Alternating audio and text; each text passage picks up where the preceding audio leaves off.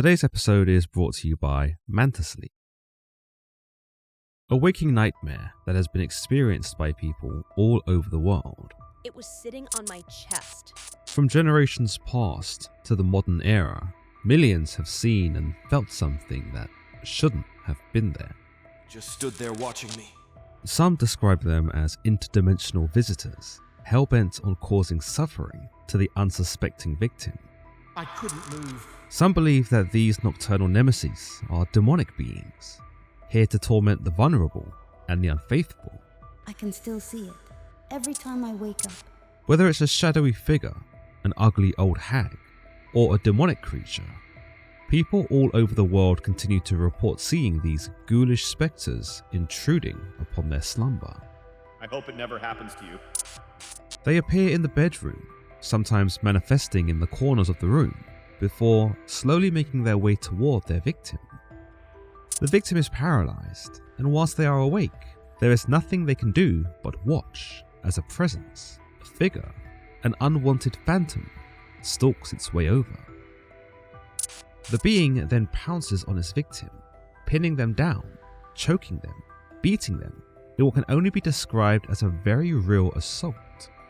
Sufferers are convinced that what is transpiring in that moment is real, and that these occurrences have long-lasting, sometimes life-changing psychological effects. Religion, science, and psychology have all grappled with this strange phenomena, ranging from demonic forces to hallucinatory sleep paralysis. And whilst a definitive, unanimous explanation is yet to be established, many cultures around the world propose that this is the work of supernatural creatures, beings who exist outside of our realm of understanding, presences that have since come to be known as Entities. Entities. Entities. Entities. Entities. Entities. Entities. Entities.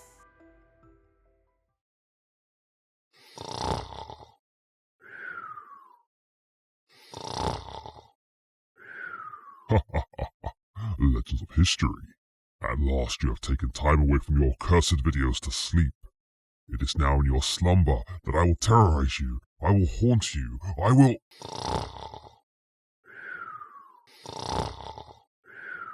Wait, why can't you hear me? Why do you sleep so peacefully? Why do you not even stir at my presence? Mantasleep. I want one. tired of being woken up by the slightest things? Craving the sweet bliss of a peaceful nap? Or maybe there's an annoying entity that keeps trespassing into your bedroom? Well, I've got just the thing for you. Mantasleep may not actually repel, exorcise, or stop entity attacks. Mantasleep also takes no responsibility in the battle against entities, spirits, demons, or spectres that may or may not try to pinch your sleep mask for themselves. For more information on entities, stick around after this short message. You know, I didn't even edit my voice here. This is just how fast I normally speak. Wild, huh? What are we talking about? Oh, right. Mantasleep. Special thanks to Mantasleep for making this video possible. Mantasleep wants you to take more naps. Heck, I'm already sold. According to Mantasleep, our bodies are wired to nap, and it is with naps that we can get a boost in focus, energy, and clarity. I'm sure we've all felt that post-lunch haze, the mid-afternoon blues, or just that can't be asked, I'll do it later feeling. And it's these sorts of things that Mantasleep is working towards fixing. How? Well, with one of these bad boys. This is the Manta Pro sleep mask that I've been using for my mid-afternoon naps, and whilst it was particularly hard for me to nap during the day, the mask soon made that quite simple. The premium material of the mask itself is very soft and very well put together, to the point that you can't necessarily feel it when you're wearing it. The fabric of the mask is also perforated, allowing for airflow and ventilation. It's very comfortable to wear with zero eye pressure. I know some masks I've used in the past can be quite tight around the eyes, but this one sits quite comfortably. There's also no need to worry about light getting in because the material allows for 100% blackout. If noise is a problem for you when you sleep, Mantasleep also have the Sound Sleep mask available. This mask comes with razor-thin Bluetooth headphones, allowing you to listen to music, ASMR, or better yet, me. The mask comes with 20-hour battery life too, so you'll definitely have enough charge to last you through a nap or even throughout the night. Check out Mantasleep's website now with my exclusive link, mantasleep.com/legends. for a range of different products that will help you work naps into your routine, or help you get a better sleep overall. You can also use my discount code LEGENDS for 10% off your order at checkout, excluding bundles. And now back to today's episode. Entities, sometimes known as sleep demons, or simply spirits or ghosts, are something of a terrifying phenomena for people who experience sleep paralysis. Whilst not all people who experience sleep paralysis may suffer from one of these frightening episodes, it is not uncommon that the sufferer may experience hallucinations, whereby, according to modern science and psychology, the sufferer believes they are awake and believes that what they are experiencing is actually happening in real time. Indeed, for many schools of thought, it is concluded that the sufferer of an entity attack is experiencing such a vivid dreamlike episode that what they think they see, hear, or feel isn't actually there. In essence, the scientific consensus is that it's their brain playing tricks on them. On the other hand, if you ask anyone who's actually suffered from sleep paralysis and seen something that wasn't supposed to be there, you will have a hard time convincing them that this was all in their head. After all, many sufferers experience long-term psychological distress after having had their encounters, and for those who have seen, heard, or felt something in their waking moments, would no doubt attest that what they had beheld was far too real to merely be a hallucination. Couple that with the fact that many of these sufferers experience repeat attacks that follow a very specific and seemingly deliberate pattern, as well as the fact that millions of people around the world echo these same sentiments from encounters of their own, it becomes easy to see why so many are convinced that there is a hole in the scientific theory, and why, in the thousands of years that have passed, the idea of malevolent intruders of the supernatural have persisted. The most common signs of entity attacks are some of the most problematic. Upon waking, the sufferer usually experiences some form of paralysis, whether this is totally or partially. There, a shadowy figure, or multiple shadowy figures, are said to gather, where they either lurk in the corners of the room, or in more violent instances, will approach the paralyzed victim and attack them. These attacks can vary, but one almost unanimous aspect involves the shadowy figure either mounting or sitting on the victim's chest, where the victim suffers shortness of breath, breathing difficulty, or the physical sensation of pain or suffocation. In other cases, the victim can be strangled by this shadowy entity, to the point that the victim is certain that they are going to either black out or even die. An old lady is also reported in many cases as, again, either lurking in the room or venturing her way over to the victim's bed and sitting on their chest. As you might imagine, this wouldn't only just freak you the hell out, but it would likely result in some great physical discomfort. This old lady, sometimes described as a hag in other cultures, has been reported as gliding across the room, or brimming with laughter. Like the shadowy entities, she too can be violent, sometimes perching herself above the sufferer and bearing down on them. In more extreme cases, some people have reported even being sexually assaulted by these entities, where they are powerless to stop these beings from taking advantage of them. These nighttime visions where people are threatened and attacked can leave a person's life in tatters. For many, some are unable to describe the experiences they have for fear of being labelled crazy or disturbed. Others, who are brave enough to talk about it, declare that they have injured themselves during these moments by either digging their nails deep into their palms out of sheer fear, or suffering jaw damage from clenching so hard as a result of the intensity of the encounter. Worse yet, there comes the fear or the inability to sleep, where the victim no longer wishes to go to bed because of the knowledge of what they are going to go through the moment they wake up. There is also the psychological component that could see the victim traumatized over what they have gone through, perhaps more specifically in these sexual encounters, where men and women are essentially raped by these figures. Where scientific understanding might argue that these encounters are not real, the psychological trauma associated with these experiences very much are. And even though one might be able to rationalize that they were not actually harmed, they still have the memories and the sensations of the act having taken place, those which aren't as easily forgotten about. The concept of entities or sleep demons stems as far back as Mesopotamian times, where creatures known as Lulutu roamed the night in search of men and mischief. In Mesopotamian mythology, Lulutu demons were believed to be malevolent spirits associated with the night, fertility, and sexuality.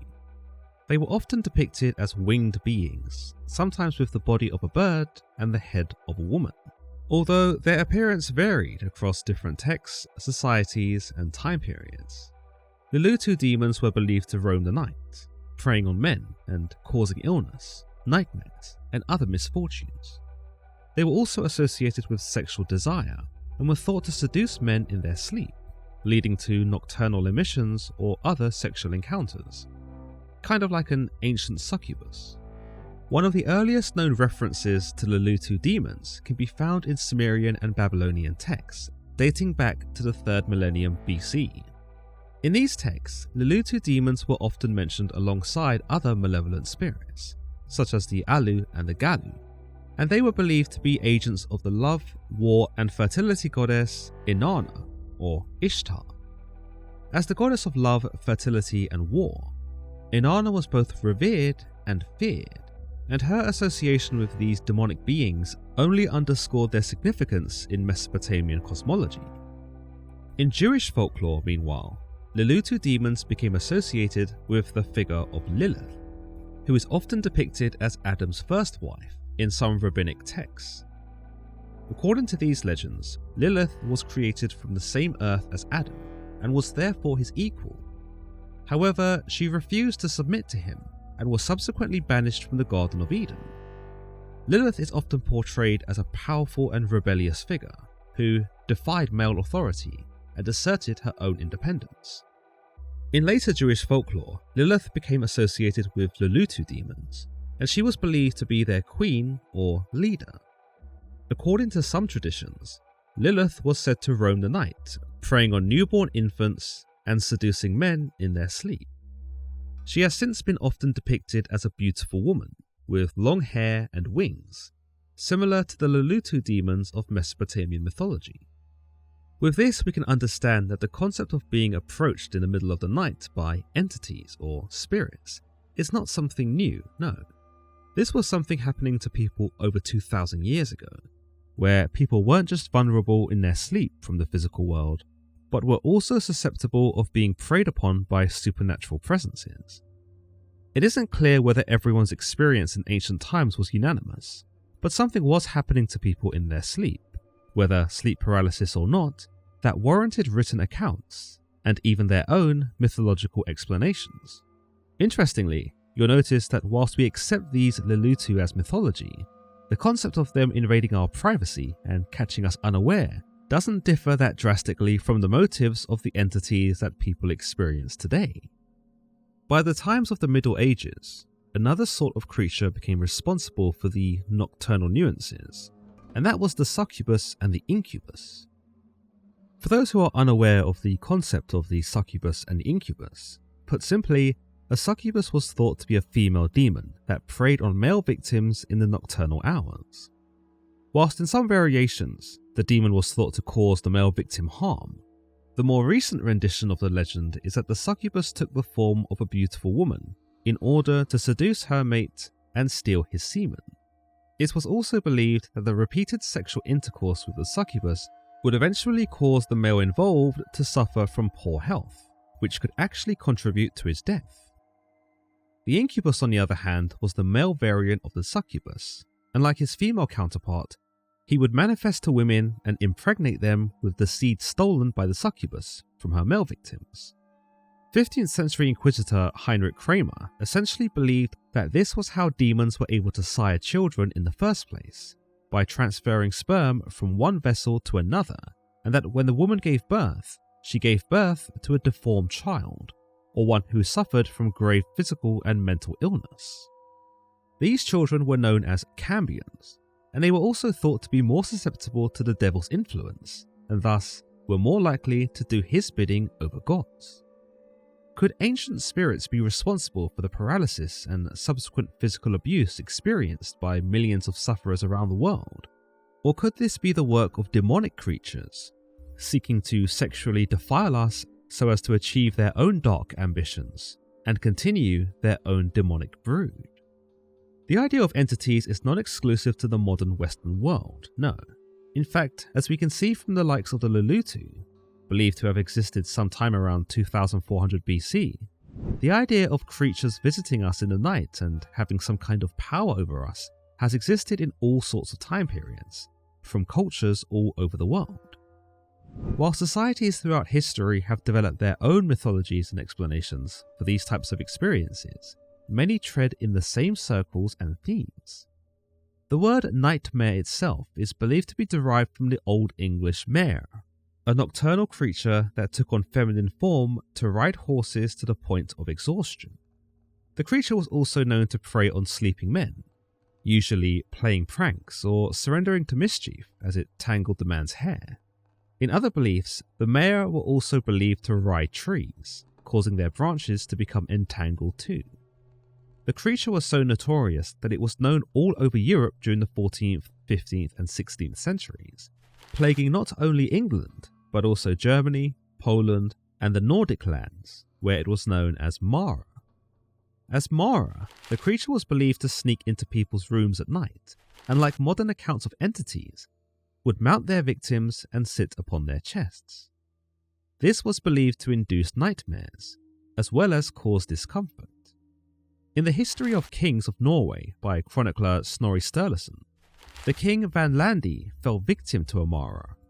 As the legend goes, Vanlandi cried out for help when he realized the Mara was on top of him, and though his men tried to help, the creature crushed and broke his legs. When his men seized the creature, it pushed down on Vanlandi's head with such a force that he died. In Albania, meanwhile, this midnight intruder is believed to be that of the Mokthi, a male spirit who wears a golden fez hat.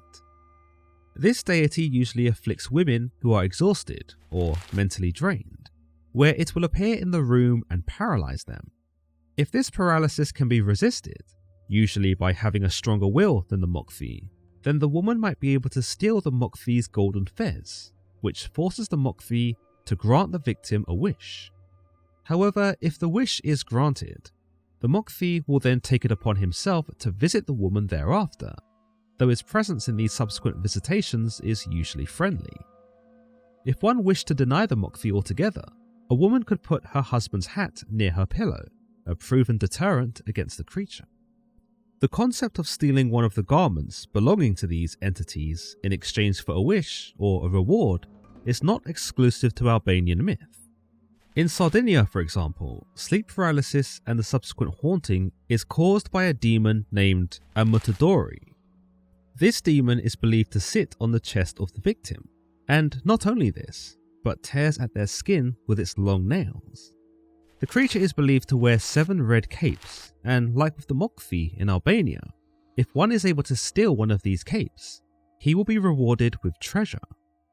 In a more distinct version of sleep paralysis hauntings, the Catalonian legend of the Placenta, an enormous cat or dog, intrudes upon people's bedrooms during the night, and rather familiarly plants itself on top of the victim's chest to cause breathing difficulties and nightmares. In Egypt, sleep paralysis and the associated entities can be seen as work of Jinn. Once thought to be supernatural creatures in pre-Islamic Arabia, the Jinn have since become well-known spirits in the mythos and theology of Islam, taking the shape of both benign and malignant forces.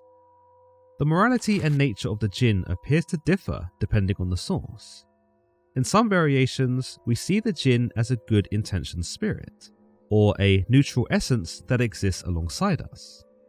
Other renditions of the Jinn see the creature take the form of demons, which of course seek to do harm. Since the Jinn were never able to be defined as entirely good or entirely evil, it would appear that Islam adapted various spirits and supernatural creatures from what were once contemporary paganistic beliefs and incorporated them into the core religion. By this, the Jinn aren't necessarily a specific group of entities, but more so a cluster of very different beings that all fall under the same label. Some see them as a varied mix of angels, demons, shapeless shadows, animals, invisible beings, or the anglicized genies, which appear in many modern books, movies, and TV shows. In Arabian culture, this affliction can also be referred to as Jarthum, believed to mean what sits heavily on something. Jarthum, also believed to be variations of the Jinn, including Shaitan or Ifrit, sit atop the sufferer's chest, but are also known to choke the victim too. This, much like all spirits in later Islamic culture, can be combated by either praying to Allah or by reading specific surahs of the Quran before bed. A similar account can be found within Turkish culture, where the Karabasan, otherwise known as the Dark Pressers, are believed to attack people in their sleep by pressing on their chest and or choking them.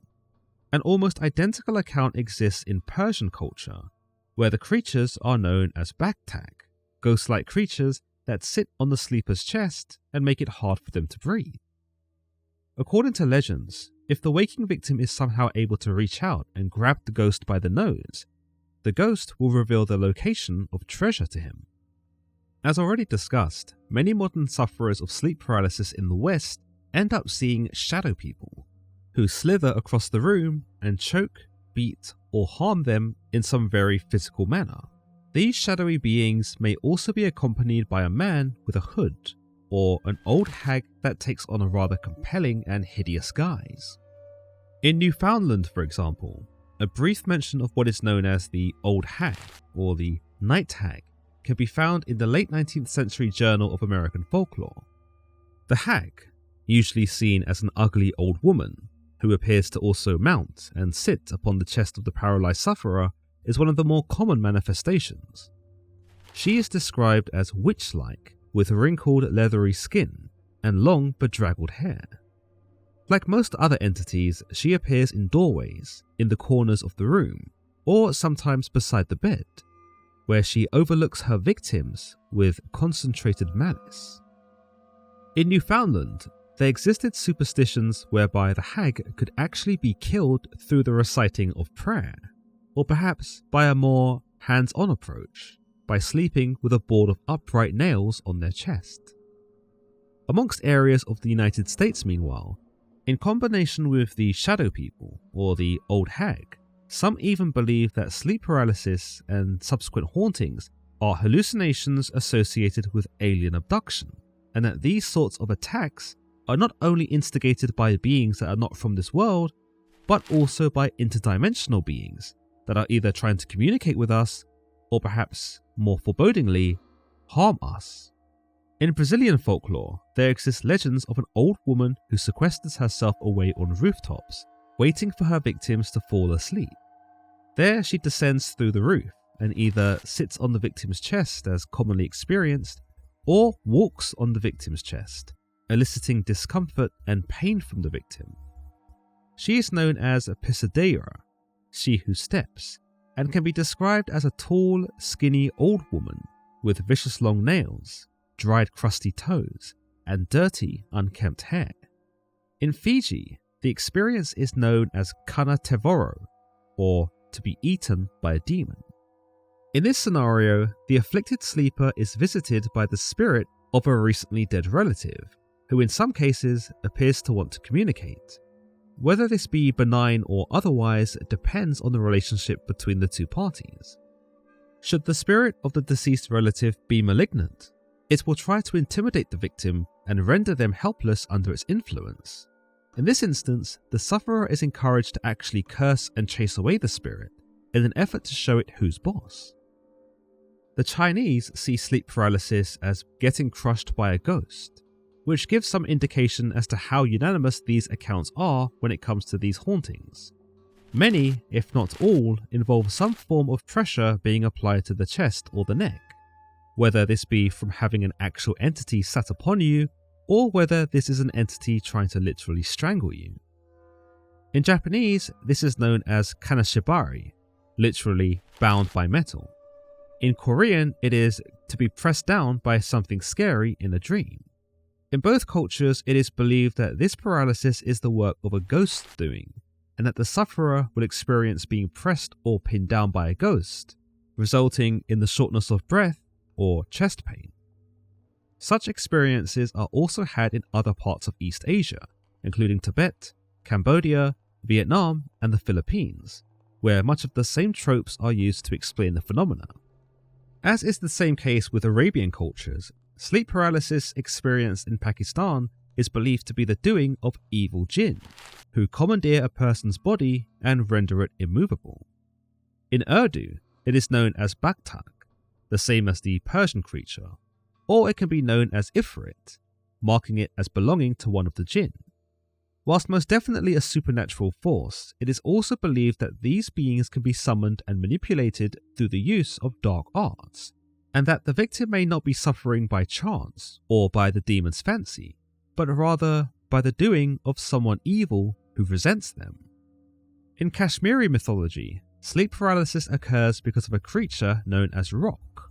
This is an entity that lives in every house and usually coexists with the human inhabitant virtually unnoticed.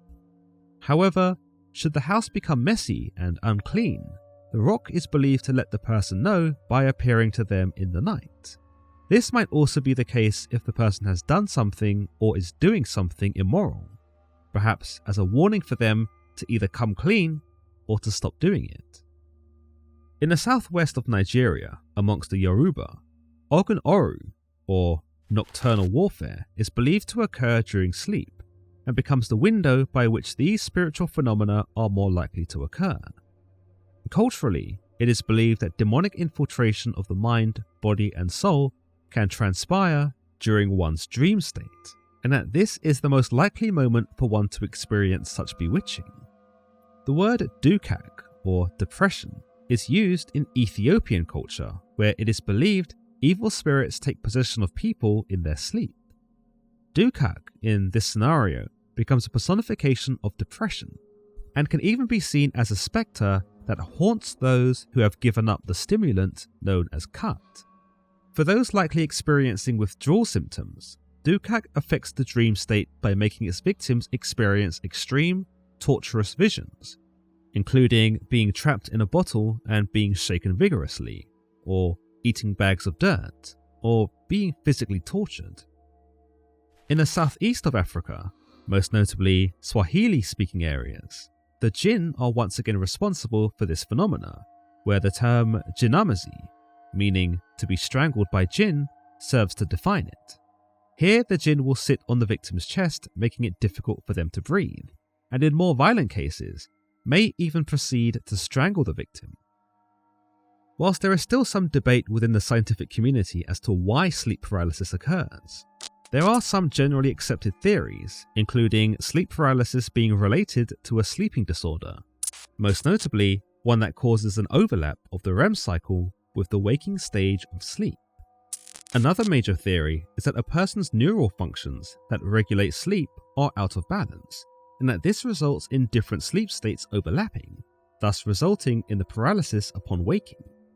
However, modern science can't seem to concretely explain why we, across such varied cultures and time periods, appear to experience virtually the same thing when this paralysis occurs. Or can it? With all these hallucinations, there is a strong belief, perhaps even a truth to some, that an intruder is in the room, and that there's a presence observing them, that something that shouldn't be there is there threatening them. This could be a succubus, a shadowy creature, an old hag, the sorts of things that might give even the strongest minds pause. Modern science aims to explain this phenomena by suggesting that because of the paralysis itself, the brain goes into hypervigilant mode, and that an emergency response is activated in the body, making the person feel more vulnerable to an attack. In this state, what the person actually experiences might be intensified, creating an illusion that is so vivid it is indistinguishable from reality. In essence, under paralysis, we might create an endogenous stimuli that manifests in our heads as an intruder, as a succubus, as an old ugly hag coming to sit on us. It's interesting, therefore, that throughout history and throughout culture, we all seem to, on some level, be scared of the same things, that an intruder of any kind is the most significant threat that we can envision when it comes to being paralyzed. The very idea that someone or something is doing something to us that we have no control over is unequivocally the worst thing. You'll notice that of all the reports of sleep paralysis, the reoccurring theme is the intruder, in spite of the fact that there are plenty of other dangers that could indicate equal peril. Science also has a means to explain the tightness or weight on the chest, usually seen in paralysis as a demon sitting on the chest, or a figure trying to strangle the throat. The neurological explanation details that with a combination of heightened threat and the activation of muscle paralysis, sees to the removal of voluntary control of breathing. This then exasperates the feeling of suffocation, and combined with the visual imagery that our brain has concocted, makes us feel as if we are being stood on, sat on, or actively choked to death. With this theory, victims might try to take deep breaths, find themselves unable to do so, and thus create a sensation of weight or tension on the chest and lungs, which they then automatically associate with a demonic or shadowy presence that they now behold in the room. But could this all be a bit too coincidental? For instance, why are we so quick to fear the old hag, a being that many sufferers would otherwise scoff at? Why are we plagued by shadow people, entities that victims would have no reason nor rationality to hatch up in the first place? Could the mysterious hooded man, or the grim-faced demonic creatures, be spectres that haunt all of our imaginations? Or could there be a deeper, more insidious reason that sees these creatures traverse through time and culture that science is simply unwilling to answer? Let me know in the comments below if you've suffered from sleep paralysis and if you've had any other spooky encounters that weren't mentioned here. As always, if you've enjoyed today's episode, then don't forget to give this video a like and don't forget to subscribe for more content just like this. Until next time.